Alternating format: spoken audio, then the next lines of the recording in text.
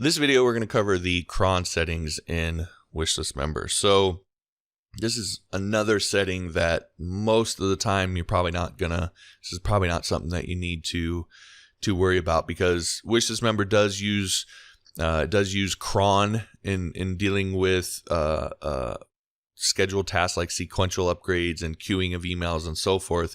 But by default, we're going to use the WordPress sort of built-in cron to do that. Now, the thing about the WordPress cron is that it's based on someone visiting your site. So in order for the WordPress cron to run and therefore do these sequential upgrades and send out the queued emails and so forth, it's triggered by someone visiting your site. So you have to have someone visiting your site. Now that could be you as the admin, but in certain situations, that may not be 100% reliable.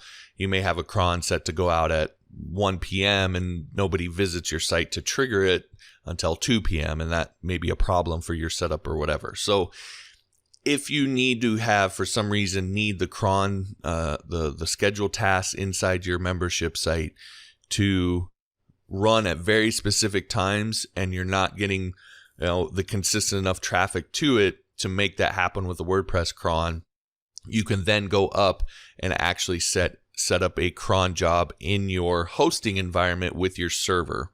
And this is a server-based cron, so it doesn't rely on any traffic. It will fire at the time you specify it to fire. Now, if you're familiar with this, then these details should make sense to you and what you need to do in order to set up these cron jobs. If you're not, and you still need to set it up, the best thing to do is, like it says here, contact your hosting provider and give them this information. They will know what to do.